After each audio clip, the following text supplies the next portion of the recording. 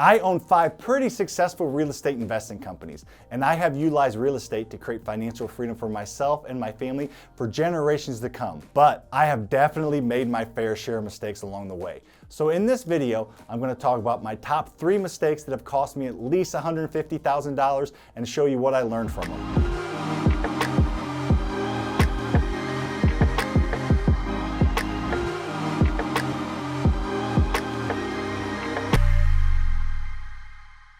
I'm laying it out there for you. I lost at least 150 grand, so you make me feel a little bit better about that by hitting that like button. I'd really appreciate it. The first one is a house off of Marshall Avenue here in St. Louis. I bought it and I thought it was gonna be a home run. I remember looking at it and walking through it and thinking, this is going to be a great deal. I'm gonna make 50 to 60 grand on this deal.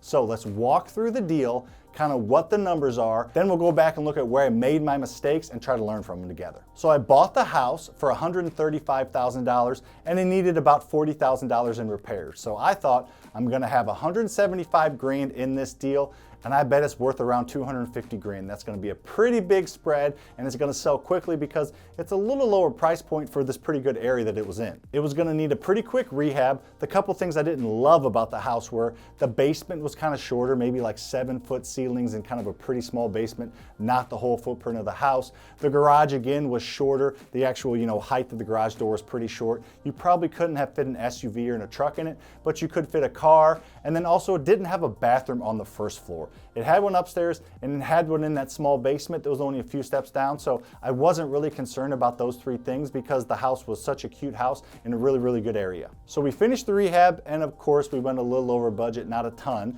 We went about 10 grand over budget. So we were all in for 185,000, and I thought, good area, hot market, let's get that back and list it for 259. So let's just list it for 10 grand higher than I thought to try and recoup that 10 grand of extra money we spent in the rehab. That first weekend we got a ton of showings, everybody loved it, but they didn't really like the fact that there was no bathroom on the main floor. They didn't want to be hanging out or in the kitchen or have guests and have to go upstairs or downstairs to that small basement to go to the bathroom. Not the end of the world, but it kind of slowed everything down a little bit. After a few more weeks, maybe a month and a half, 2 months, we started to get some second showings. But as people looked around more or brought their inspectors or got a second look at things, they noticed the basement they didn't really like, and then the garage was small. So it just wasn't really appealing to the buyers. Kind of happens a little bit, so we dropped the price a few different times.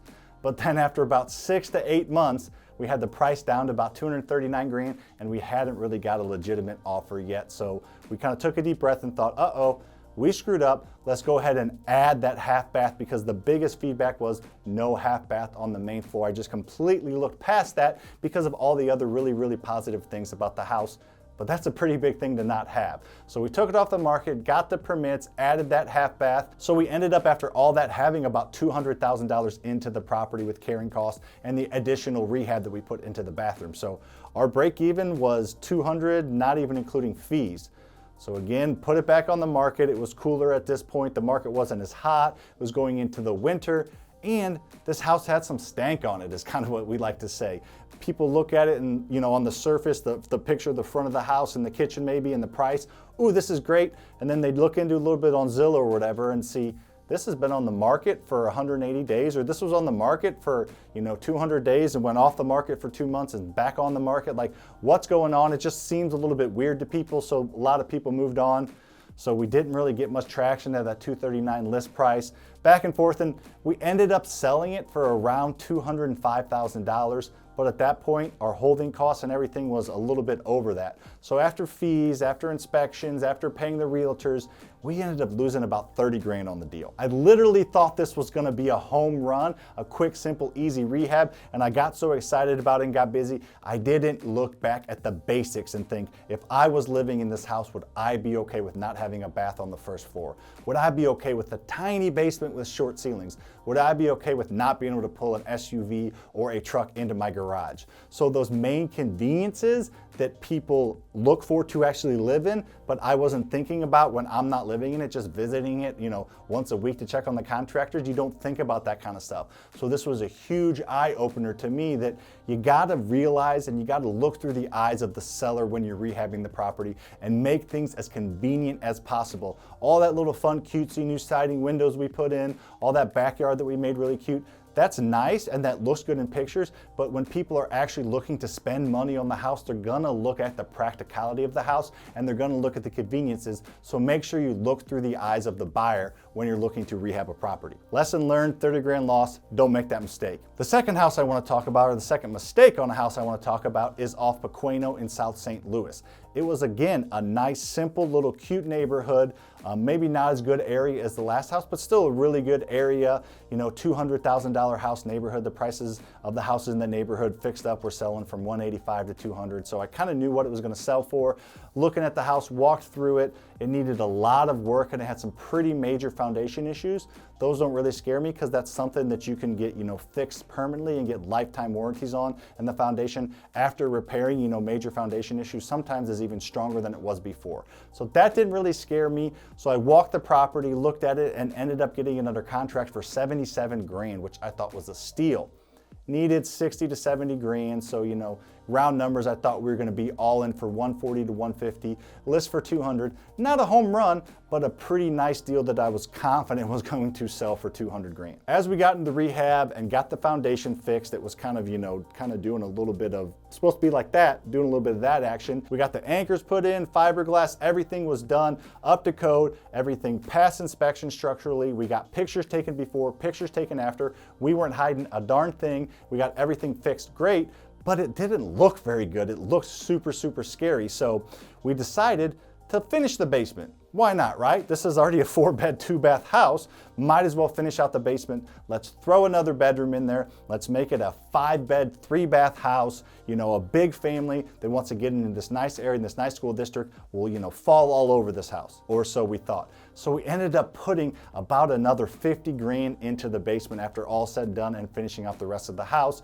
Kind of thinking, all right, we're gonna have this really nice, huge house, but it's such a good area, it's still gonna sell. And like I said, we weren't hiding the foundation issues. We had pictures, we put in the listing before, after, showing the warranty. Everything was fine. It's a stronger foundation than it was, even having a normal poured foundation. So that wasn't the issue, but it didn't look good. So we decided to, kind of cover it up visually and then finish out the basement. Might as well, it's a good, let's put a wall on it, finish out the rest of the basement. So then we had this house with a ton of square footage, 5-bed, 3-bath. There was no other really comp in the neighborhood.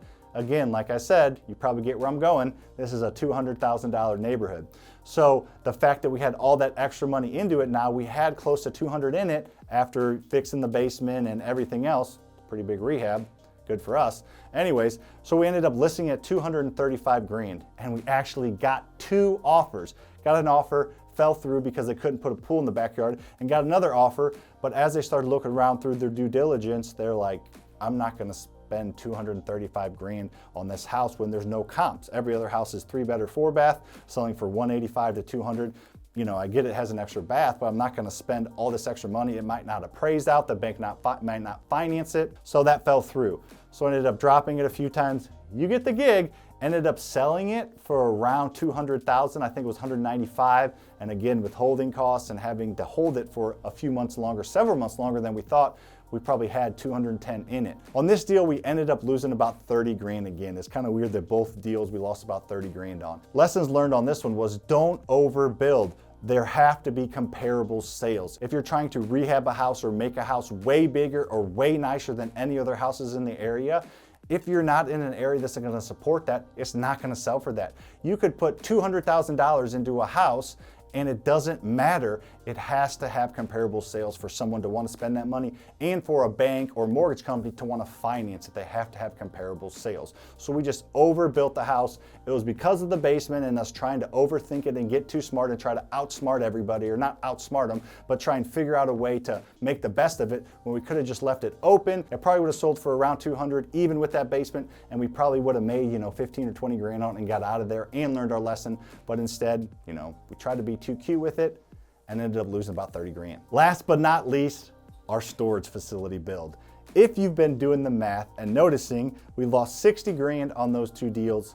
And at the beginning, I told you I'm losing at least 150 on these 3 deals. So that tells you this one's about $100,000 loss. So this one stings a little bit and this one is much more recent. So pouring it out there for you. If you haven't, please give this video a like. I'd appreciate it. Subscribe to this channel and hit that notification bell so you get notified when new videos come out. And when we go live, because I like to go live on this channel at least once a week and do Q&As. So this deal was new for us. This was our first bigger storage facility that we were purchasing. We ended up buying an existing facility that had 66 units on it, but it also came with a couple acres of open land next to it. So looking at everything and doing our market research, we're like, let's build a few more buildings. Let's add to it. So what we did was we bought the 66 units, spruced them up, painted them, new sign, new website, all that cool stuff.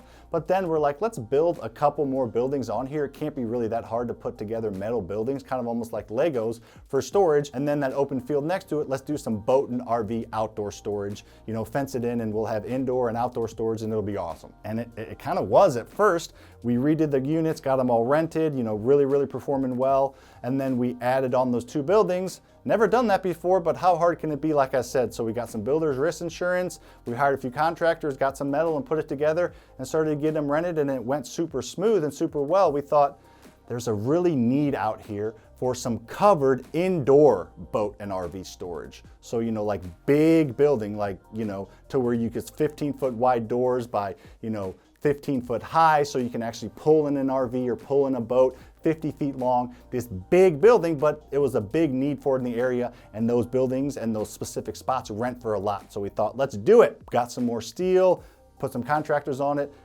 and we started to build this building, and it was 255 feet long, and I think the actual back wall was like 18 feet high. That is huge if you don't know how big that is. So we started building it, trying to figure it out. Our contractors were trying to put it together. Windstorm, tornado-ish type winds, probably not tornado, but pretty strong winds, blew the back wall out. Twisted metal, steel across the road, a mess. Luckily, you know, it was, you know, bad storm, so no one was out and about. Blew it over, some pieces everywhere. All right, not good. Let's order the new parts, try it again. Let's try to brace it a little bit better. Windstorm number 2 comes across. Again, blew out half of it this time, the half that we didn't have braced. So obviously we're doing something wrong here. So we really tried to focus and order all the parts we needed and get more steel to reinforce. But I'm not lying here. Before we got that parts in, it blew over a 3rd time. And I thought, wow, we're not doing it right, but you know, the fact that we had the middle walls together, the back wall up, they were just straight lining wind to the back, knocking it over. Not our fault, but this shouldn't be happening. They were actually 3 of the stronger storms we've had in a few years. So I thought, well, duh, let's call the insurance. We can't control the wind. That's an act of God. We should have insurance. So I called the insurance agent. He's like, yes, we'll send out an adjuster. You know, we should be able to pay for everything. No big deal. And I thought, yes, I just saved us money. 2 days later, I got a call from the insurance agent. He said, I can't find any builder's risk on this 3rd building. I see the other 2 buildings that are up, but I don't have any records. Like, sorry, did I lose the records or the call or the message or the email on to add builder's risk? I don't see it. I forgot. I forgot to add builder's risk insurance to that 3rd building because we were doing all this new stuff. We did it on the first 2, and then after they were done or close to done, we decided to do this 3rd one. Didn't even think to call the insurance company. So yeah, that ended up costing us about 100 grand and probably even more, because what we ended up doing was tearing down that building that was, you know, 3/4 of the way up, scrapping it, throwing it away, selling the leftover parts we had.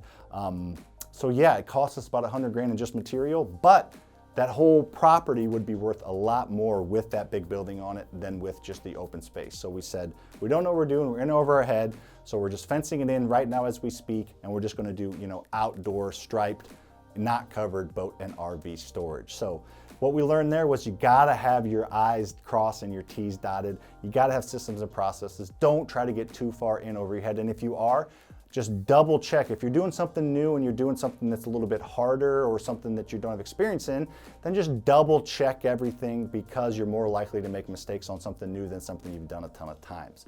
So those were our 3 mistakes that cost me at least 150 grand, probably when it's all said and done, over 200 grand when you're talking about the value of that property and everything that went into it. The bottom line is you will make mistakes in this game and in any type of investing if you're going to try and do new things and better yourself. The most important thing though is to learn from those mistakes and don't let those mistakes stop you. Everybody that tries new things, everybody that gets into real estate makes a ton of mistakes. Guess what? You're gonna make a lot of mistakes and you're gonna lose money too if you do this long enough and you do enough deals. However, hopefully by following me here and my other platforms, and even the smart thing would be to check the link in the description and get the mentorship. But anyways, Even if you're just listening to my stuff, hopefully you'll make less mistakes. If you're coached by me, you'll make way less mistakes. Regardless, you're gonna make mistakes. Just don't let them knock you down. Get back up if you do get knocked down, and don't give up, because the people that stay down are the people that fail. Making mistakes and failing is different. If you make a mistake and get up, it's a lesson learned. If you make a mistake and don't get up, you failed. So don't worry too bad about these mistakes that cost you money or not. Just get up and keep trying, and I promise you will be successful. The only unsuccessful real estate investors are the ones that quit. The ones that keep going always succeed. I promise that. See you on the next one.